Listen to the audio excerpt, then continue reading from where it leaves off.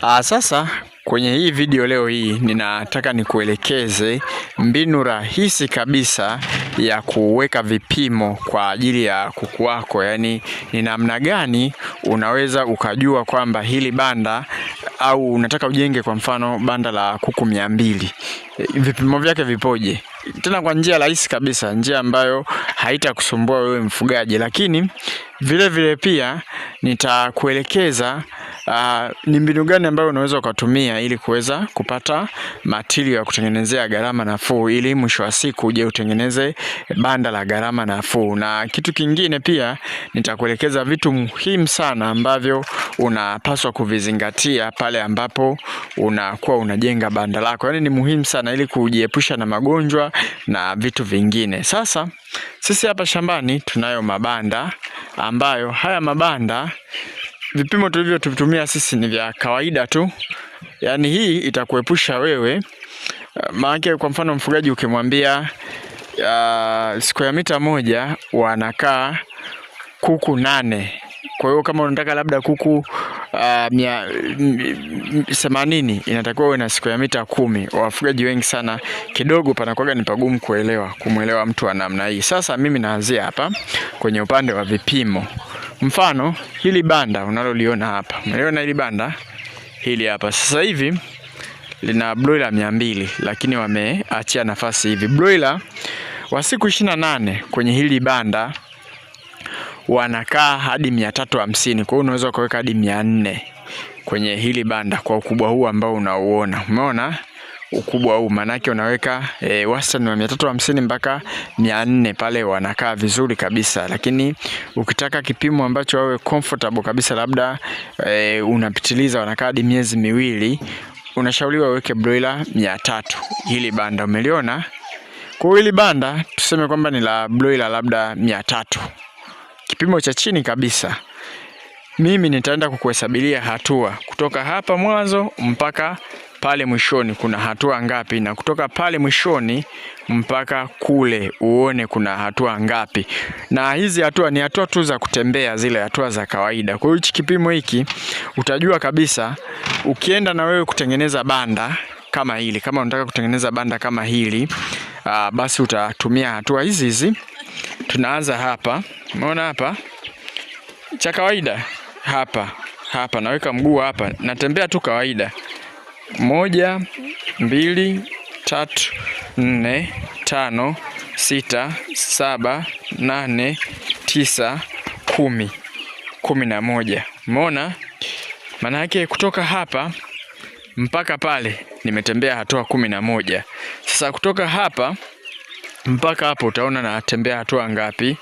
1 2 3 4 5. Nimetembea hatua 5 za kutembea kawaida tu. Hapa tunaanzia hapa 1 2 3 4 5.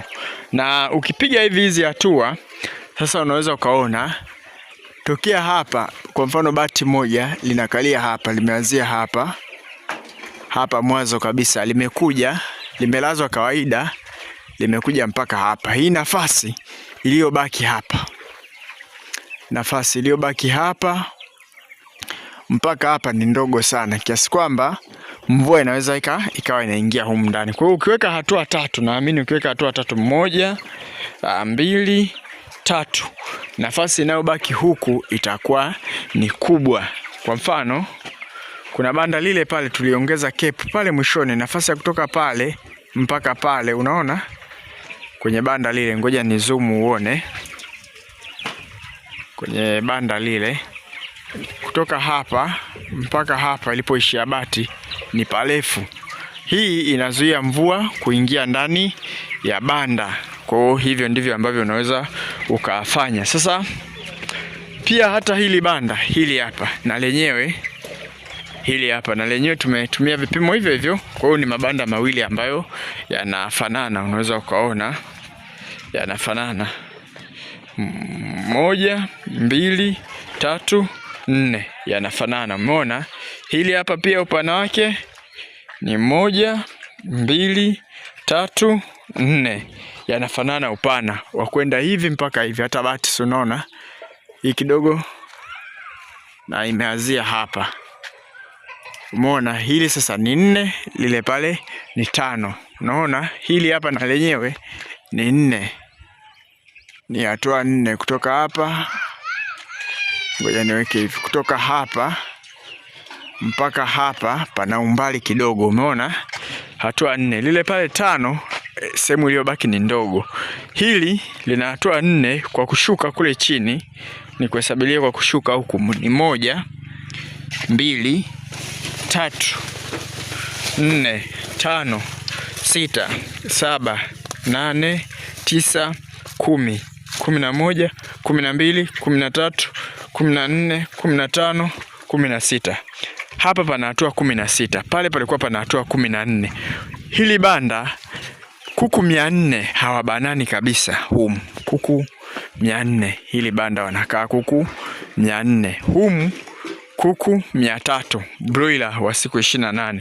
Lakini kama kuku wakubwa kabisa, kwa mfano tetea kama yule pale, kwenye hili banda inatakiwa uweke 300 humu, kama wanakaa humu ndani. Kama unawafungulia, sisi waga tunawekaga humu 400, lakini tunakuwa tunawatoa nje kama tulivyowatoa hivi. Kwa hiyo hivi ni vipimo rahisi. Kwa nini nimekuelekeza hivi? Mtu anaweza akasema ni vipimo rahisi tu ambavyo nimekuelekeza, unaweza ukavitumia. Sasa ushajua kama hapa mimi kwenda hivi kutoka hapa mpaka pale nimeweka hatua 11. Maana yake ukiweka hatua 5 unajua kabisa hapo wanakaa kati ya kuku 150 mpaka 200. Kwa hiyo ni vipimo rahisi sana. Hata kwa wewe unaweza ukaenda eneo lako labda ndio hili unajenga, ukapiga hatua zako kawaida, ukatembea, ukamwambia fundi nataka banda lianzie hapa mpaka pale. Ndio maana nimetumia njia rahisi ya kuelekeza hivi vipimo. Ukitaka kujifunza zaidi, tunacho kitabu ambacho tumeandika vipimo hivyo kutoka hapa mpaka pale iwe mita ngapi. Tumeandika pia urefu kutoka hapa mpaka pale juu iwe mita ngapi, kwenye kitabu tumeandika. Kwa hiyo kama unataka kitabu cha mwongozo wa kuwafuga broiler, tumeweka banda la broiler. Kama unataka kitabu cha mwongozo wa kuwafuga kuku wa kienyeji, tumeweka mle banda kwa ajili ya kuku wa kienyeji. Kwa hiyo tumeweka mabanda kutokana na aina ya kuku ambao unawafuga. Lakini pia muhimu sana kutumia material ambayo yametumika kama hivi. Hizi bati used, kuna hewa. Umeona kwa mfano hili bati la hapa mbele, hili ni zima kutoka juu mpaka chini. Hili hapa tumekata kutoka hapa mpaka hapa. Hili banda tulitumia bati tumezinunua dukani geji 32, lakini hizi ni bati ambazo tumeunga mtaani, kwa hiyo gharama yake ni nafuu. Lakini pia vitu vingine, kwa mfano ukitumia hizi mbao hizi zinauzwa gharama kubwa. Ukikata miti kama hivi gharama inakuwa ndogo. Vitabu vyetu ni soft copy, tunakutumia kwa njia ya WhatsApp. Gharama yake ni shilingi 10,000 kwa kitabu kimoja. Lakini pia unaweza ukajiunga na kundi letu la mafunzo ya WhatsApp. Ada yake ni 8,000 kwa muda wa miezi 2. Sambamba na hivyo pia KingoFarm tunauza incubator. Kama unahitaji incubator kutotoleshea mayai, basi tuone sisi KingoFarm tutakuuzia.